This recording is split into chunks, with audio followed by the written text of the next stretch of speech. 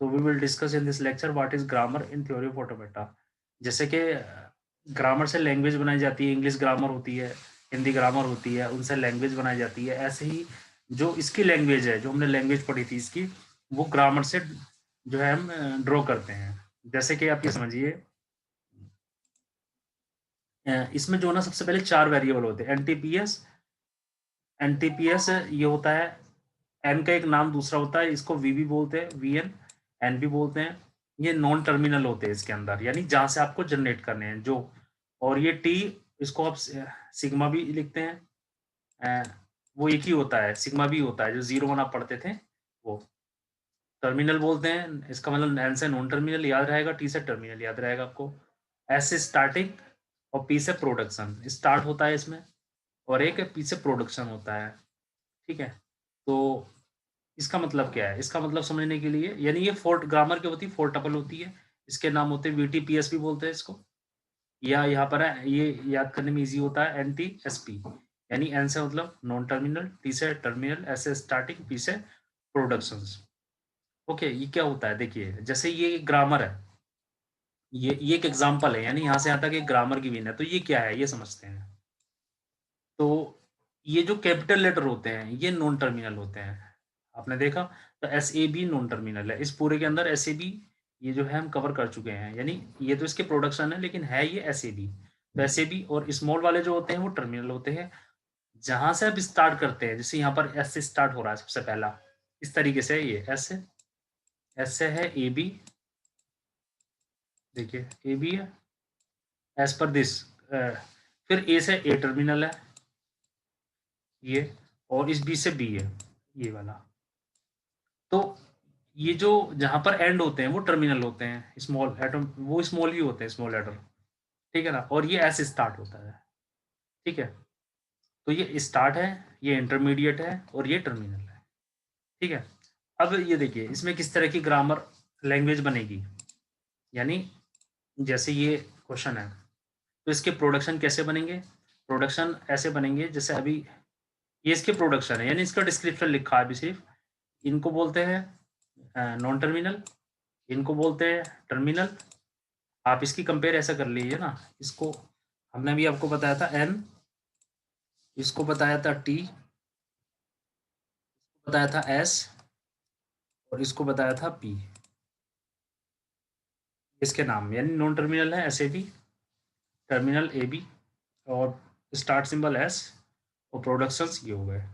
ठीक है, तो ये इसका डिस्क्रिप्शन है। होता क्या है इससे, ये अभी हम पढ़ेंगे।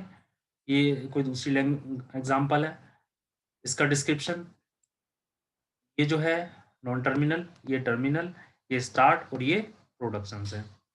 और ये जो एप्सिलॉन है ये एम्प्टी स्ट्रिंग होती है, और ये स्मॉल ए स्मॉल बी ये टर्मिनल होते हैं। ठीक है, ओके। अब जैसे कि ये इसके प्रोडक्शन है, ये जो लिखे हुए हैं, यानी इसको बताया है कि इसका नाम क्या है, डेरिवेशन कैसे होती है इससे, ये भी यहाँ डिस्कस करेंगे हम। जैसे कि ये एग्जाम्पल से, क्वेश्चन से देखिए, इस टॉपिक का नाम है डेरिवेशन फ्रॉम ए ग्रामर, यानी ग्रामर से डेरिवेशन हम कैसे बनाते हैं। ठीक है ना, देखिए पहले इसका एग्जाम्पल देखिए, ये बाद में समझ में आएगा। जैसे कोई ग्रामर है, उसका नाम जी ये कुछ भी हो सकता है, ये गिवन है इस तरीके से इतना। तो अभी हमने आपको बताया कि एस स्टार्ट सिंबल होता है, तो एस स्टार्ट सिंबल होगा, यानी एस से आप स्टार्ट करेंगे, क्योंकि ये एस है यहाँ पर। तो आपने एस से स्टार्ट किया इस तरीके से, ये रहा। तो एस से जब आप स्टार्ट कर रहे हैं, तो एस का कौन सा प्रोडक्शन है इसमें? ए ए बी है, इस तरीके से आप लिखेंगे। सिंगल या ये जो एस है, सिंगल या डबल, इससे कोई फर्क नहीं पड़ेगा। ए ए बी ये है। ओके, यूजिंग, यानी हमने स्टार्टिंग वाला लिया है। ठीक है, सेकेंड लाइन, ये जो ए है कैपिटल, इसको आप किस तरीके से लिख सकते हैं? इसको आप 2 तरीके से लिख सकते हैं। नंबर 1, या तो आप इसे ऐसा लिख सकते हैं कि ये दोनों एक साथ आप देख रहे होंगे, ए यानी ये दोनों, या तो इसकी वैल्यू आप लिख सकते हैं। ठीक है, या आप ओनली इस वे की वैल्यू भी लिख सकते हैं। ठीक है ना, ओके। तो हमने क्या किया, दोनों लिखे। पहले जो हमने लिखा ए की वैल्यू, यानी इसकी वैल्यू कितनी है, डबल ए ए बी। तो ये हो गया डबल ए और फिर ए बी हो गया इसकी वैल्यू, और इस बी की वैल्यू, इस बी को ऐसे ही रहने दिया। अब ये जो ए है, ए फिर आ गया, तो फिर वैल्यू इसकी बढ़ती जाएगी इस तरीके से। तो एंड सोन कर देंगे इसको, यानी इसको लिखेंगे हम ए ए ए ए, इसकी वैल्यू है डबल ए बी, यानी डबल ए बी, ये हो गया। और दो बी पहले से है। अब इसको इस तरह लिखना शुरू कर देंगे आप, यानी ए 3 हो गए और बी 3 हो गए, यानी ये इस तरीके से आप इसको लास्ट में लिखेंगे। मैं यहाँ लिख देता हूँ इस तरीके से, ए की पावर 3 ए बी की पावर 3। ये देखिए, इससे पहले था ए की पावर 2 बी की पावर 2, इस ए की पावर 1 बी की पावर 1 आए, फार्मूला बन गया। देखिए अब सिमिलरली आपको पता चल गया है कैसा आएगा, ए की पावर 4 आएगा, क्योंकि ए की पावर बढ़ रही है, ए बी की पावर 4 आएगा। फिर यानी आप इसको, ये तो 4 5 है, तो इसको हम n मान लेते हैं, ए की पावर n आएगा, ए और बी की पावर n आएगा। ये एक जनरल फार्मूला बन गया। अब लास्ट में इस ए की जगह जब n मान लेते हैं, तो ए की जगह आप लिखेंगे एप्सिलॉन। ठीक है, यानी ये हो गया ए की पावर n एप्सिलॉन बी की पावर n। अब मैंने आपको बताया था कि जो एप्सिलॉन की जब आप प्रोडक्ट करते हैं तो इससे कोई फर्क नहीं पड़ता है, जैसे 1 की मल्टीप्लाई करने से कोई फर्क नहीं पड़ता है, तो ये हो जाएगा ए की पावर n और बी की पावर n सच दैट, ये इस तरह लिखेंगे कर्ली ब्रेसेस में, सच दैट n क्या है, ये n की वैल्यू कितनी होगी, क्योंकि जब स्टार्टिंग में s था वो था ए बी, अगर मैं सबसे छोटी वैल्यू यानी कि इसके अंदर रखता ये वाली a, क्योंकि स्टार्टिंग तो ये है ना, तो ए बी आता ना सिर्फ, इसका मतलब ये हुआ कि ए बी आना कंपलसरी है एटलीस्ट। मेरे कहने का मतलब ये है कि आपको दे रखा है ये ए बी, ठीक है, तो कम से कम अगर आप सपोज कीजिए इसमें ए की जगह एप्सिलॉन यहाँ पे आप रख देते, तो ये ए बी आंसर आता कि नहीं आता, यानी ए की पावर 1 बी की पावर 1 आता। मैं आपको ये क्यों बता रहा हूँ, ताकि मैं ये बता सकूं कि n की वैल्यू कम से कम एक जरूर आएगी, ये n का मतलब है इसकी पावर, इसकी वैल्यू एक जरूर आएगी, तो हम ये कहेंगे कि इसकी वैल्यू एक या उससे फिर बढ़ती चली जाएगी। यानी कि कहने का मतलब ये है कि जीरो नहीं है यहाँ पर, कोई एग्जाम्पल ऐसा भी हो सकता है कि n की वैल्यू यहाँ पे जीरो के इक्वल भी आए और उससे बढ़ती चली जाए। तो आंसर आ गया ए की पावर n बी की power n n greater than equal to 1। ठीक है, ओके, इस तरीके से आप इसको निकालते हैं। ये देखिए, ये इस तरीके से ये आ गया। ठीक है, ए की पावर n बी की पावर n। ठीक है, ऐसा लिख दीजिए, चाहे ऐसे लिखेंगे तो ज़्यादा बेटर है, इन्होंने शॉर्ट में छोड़ दिया है, लेकिन ये प्रॉपर लिखेंगे तो आप ऐसा लिखेंगे जैसे हमने लिखा है। ठीक है, तो इस तरह की जो स्ट्रिंग्स है जिसमें सेम नंबर ऑफ ए और सेम नंबर ऑफ बी होंगे और n की value greater than equal to 1 होगा, वो इसका आंसर होगा। इस तरीके से आप किसी भी ग्रामर से कोई भी लैंग्वेज को फाइंड कर सकते हैं। तो इस तरीके से फाइंड करते हैं, बाद में उसको जैसे मैंने अभी आपको बताया इस तरह की फॉर्म में लिखते हैं स्ट्रिंग, और ये लिखते हैं सच दैट, और जो भी इसकी कंडीशन है, कंडीशन यहाँ पे लिखते हैं। ठीक है, ये इसका रूल होता है। ठीक है,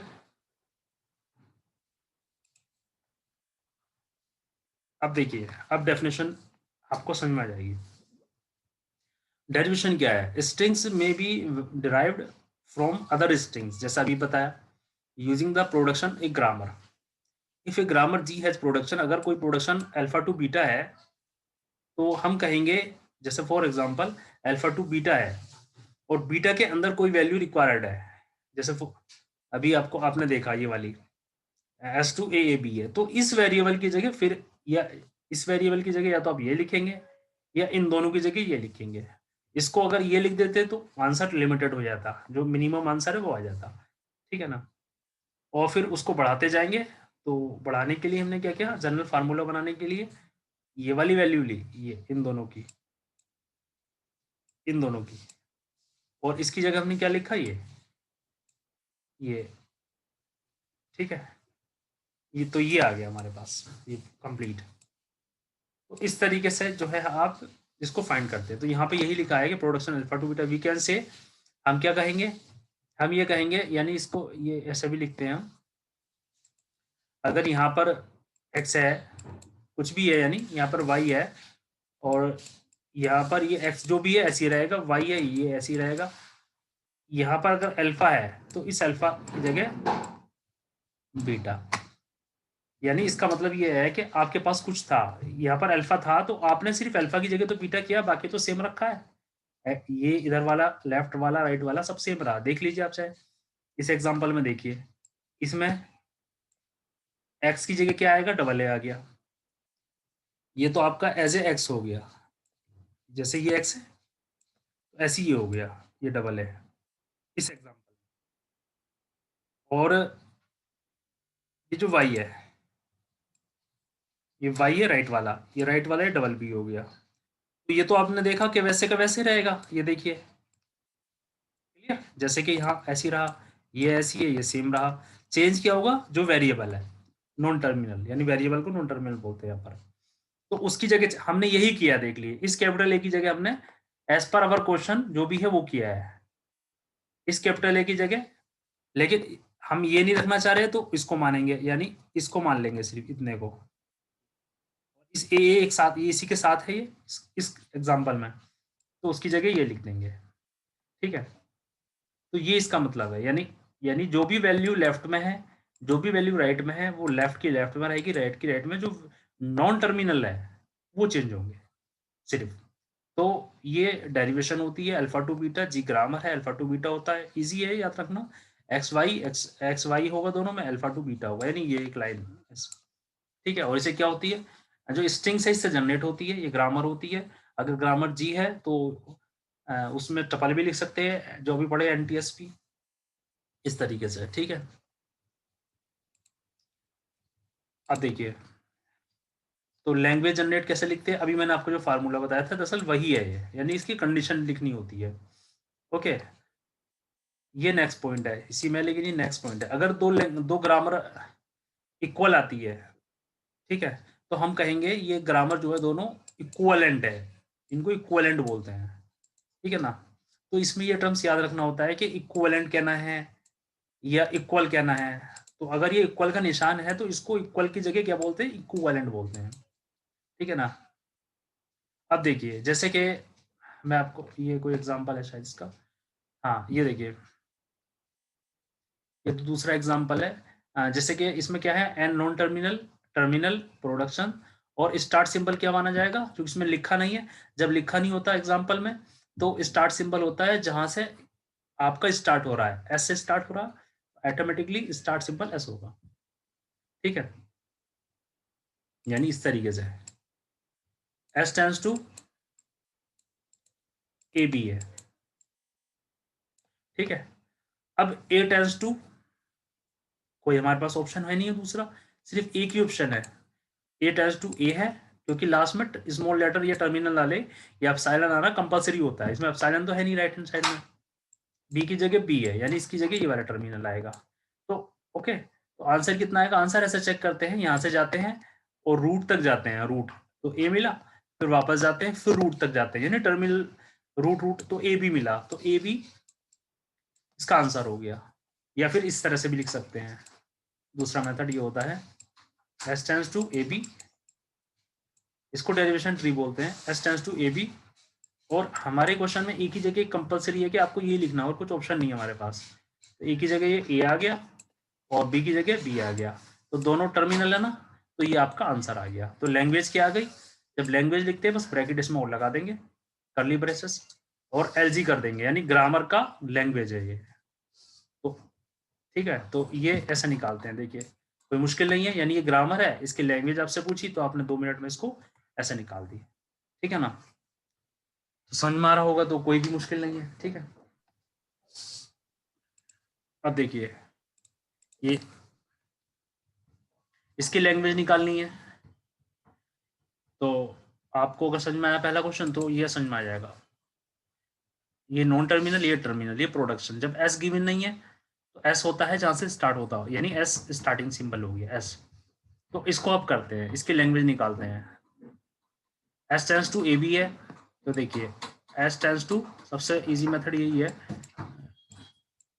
ए बी लिख दिया आपने ऐसे, अब देखिए आपके पास कितने ऑप्शन है, यानी ए की जगह 2 ऑप्शन है। नंबर 1 या तो आप इस ए की जगह ये लिखेंगे, नंबर 2 ए की जगह या आप ए लिखेंगे, यानी जो मिनिमम वाला आंसर ये जरूर है। अगर आप ये लिख रहे हैं तो इसमें 2 है, अब वो भी आगे बढ़ रहा है क्योंकि वेरिएबल है, यानी एक रास्ते पर आगे जाके एक नया वे है। तो नंबर 1, अब आपके पास ऑप्शन है, क्या मैं इसको लिखूं या इसको लिखूं। तो आप क्या करेंगे, मिनिमम केस निकालने के लिए, क्योंकि मिनिमम केस से पता चल जाता है कि हमारी कंडीशन क्या है, तो वो निकालने के लिए पहले ये वाली वैल्यू रखेंगे। जो सबसे पहले मिनिमम वैल्यू रखिए, समझ लीजिए ए की सबसे छोटी वैल्यू कौन सी है, ए की सबसे छोटी वैल्यू है ये, बी की सबसे छोटी वैल्यू कौन सी है, वो है ये, तो हम लिख देंगे पहले ये। इसका मतलब ये हुआ कि आपने ए की जगह ए लिख दिया और इस वाली बी की जगह सबसे छोटी वैल्यू बी लिख दिया। तो ये इससे आपको ये पता चल जाता है कि आप जो आंसर लिखेंगे वो स्टार्टिंग में क्या आएगा या किस टाइप का आएगा, तो ये स्टार्टिंग में आएगा। अब चलते हैं सेकंड में, एस टेंस टू है ए बी। अब इसमें बहुत सारे ऑप्शन हो सकते हैं। नंबर 1 ऑप्शन, ए की जगह आपने स्मॉल वैल्यू रखी, सबसे स्मॉल इसकी वैल्यू है ए। बी की जगह आपने ये बड़ी वाली वैल्यू रखी, स्मॉल तो रख चुके हम पहले, तो ये आएगा बी और फिर आएगा बी। क्लियर, यानी ये वाली वैल्यू रखी मैंने। अब आपने क्या की, अब इसके अंदर भी बहुत सारे ऑप्शन है कि अब मैं क्या बी की जगह वैल्यू रख दूं इसकी स्मॉल वाली और वेरिएबल वाली रखूं, लेकिन हम स्टेप बाय स्टेप कर रहे हैं तो हम स्मॉल वाली रखेंगे, क्योंकि हमने इसकी लेंथ रखी, आप देख रहे होंगे 2 लेंथ है इसकी, 3 बना देंगे ताकि एक सीक्वेंस रहेगा, 2 लेंथ फिर 3 लेंथ फिर 4 लेंथ, इस तरह से। इसके लिए मैं क्या करता हूँ, बी की अब ये वाली वैल्यू रख देता हूँ बी वाली, तो ये हो जाएगा ए बी और फिर ये बी, यानी ए बी स्क्वायर आ गया। तो इसका मतलब ये हुआ मेरी लैंग्वेज कौन कौन सी हो गई, तो ये मैं उसको इस तरह से लिख देता हूँ यहाँ पे। नंबर 1 तो ये हो गई, इसको आप हाईलाइट कर देंगे। नंबर 2 ये हो गए, 2 हो गए। ऐसे ही आपको 4-5 निकाल लेंगे और आपका पूरा आंसर हो जाएगा। नेक्स्ट, अब देखिए नेक्स्ट है S tends to A B, यानी इसी को लेके चलेंगे। S tends to A B है, मैंने अभी क्या किया है, मैंने अभी ये किया था, ए को मिनिमम कर दिया था और बी को थोड़ा बढ़ा दिया था, एक लाइन आगे। तो इसमें मैं क्या करता हूँ, इसमें कोई दूसरा करता हूँ, यानी कि इसमें ए को बढ़ा देता हूँ एक पॉइंट आगे। तो ए को जब एक पॉइंट आगे बढ़ाऊंगा तो ए की मैं ये वाली वैल्यू रखूंगा, यानी ए वाली, ए वाली। और बी को अभी बी की मैं मिनिमम वैल्यू रख देता हूँ इस बार, क्योंकि मुझे इसकी लेंथ 2 है, इसकी 3 है, तो इसकी 3 लेंथ करनी है। अगर 3 आएगी, क्योंकि 3 क्यों आ सकती है इसकी, 4 क्यों नहीं, क्योंकि ये मैंने एक ही साइड से सोचा था, इसमें ए को, इसमें बी की तरफ से सोच रहा हूँ। तो इसमें ये बी है तो बी की जगह मैंने अभी स्मॉल वैल्यू रख दी बी। अब इस ए की जगह मुझे, यानी इसकी लेंथ में 3 करना चाह रहा हूँ, तो इस ए की जगह ये वाली वैल्यू रखूंगा मैं, स्मॉल ए। तो ये स्मॉल ए, यानी इसका मतलब ये हो गया ए स्क्वायर बी। अब क्या हुआ इससे फायदा, इससे फायदा हुआ कि इसकी एक नई स्ट्रिंग हमें पता चल गई। तो पहले स्ट्रिंग निकालते 2 वाली अगर पॉसिबल है इसमें, फिर 3 वाली, तो 3 वाली 2 स्ट्रिंग आ गई। ठीक है, अब तो कोई 3 वाली हो नहीं सकती, क्यों नहीं हो सकती, अगर एक भी बी या ए ऐड हो जाएगा आगे, यानी तो वो 4 हो जाएगा। अब चलते उस पर, यानी ये आप समझ गए स्टेप वाइज। ओके, ये अनसोल्ड है लेकिन हम इसे पूरा सोल्व कर रहे हैं। ठीक है, अब देखिए नेक्स्ट है, नेक्स्ट क्या है, ये एस टेंस टू, यानी आप यहां तक पहुंच गए, यहां से स्टार्ट कर सकते हैं, पूरा करने की जरूरत नहीं है आपको। एक बार हम यहां से स्टार्ट कर लेते हैं, इसको क्वेश्चन बना लेते हैं, यानी आप इसको ना लिख के डायरेक्ट ये लिख सकते हैं, क्योंकि इसको लिखेंगे तो एक लाइन और ज्यादा लिखनी पड़ेगी। तो हमारा क्या आया था एक बार, हमारा आया था एस टेंस टू ये आया था A B B, A small B capital B. तो इसमें मैंने क्या किया था उस टाइम मैंने इस बी की जगह स्मॉल बी रख दिया था, तो ये तो हो चुका है। तो अब उसके अलावा कुछ करना है, तो उसके अलावा करने का मतलब ये है कि हमने क्या किया है, इस बी की जगह बी बी लिख देते हैं। तो बी बी लिखेंगे तो बी की वजह से तो ये ऐसा हो गया, यानी ऐसा आ गया ये। फिर नेक्स्ट ए, इस बी की जगह लास्ट में ये बी लिख देंगे, क्योंकि हमें लेंथ इसकी 4 करनी है, 3 के बाद 4 आता है। तो जब बी करनी है तो बी और बी, यानी ए बी 3 आ गया। तो एक आंसर आ गया आपका ए बी 3, ये देखिए आ गया ए बी 3। यानी जब आंसर 2 3 3 4 एक आध आंसर और निकाल देते, उसको फिर ऐसा लिखते हैं ऐसे ऐसे करके। दो तरीके से लिखते हैं, इस तरीके से, एक तरीका और बताऊंगा मैं आपको। तो ये आ गया, यानी इस वाले से निकाल लिया मैंने लास्ट आंसर, एक इससे निकाल लेता हूं, यानी इससे s टेंस टू ये वाला, ये इसके बाद हमने ये निकाला था ए बी, तो ये ए बी।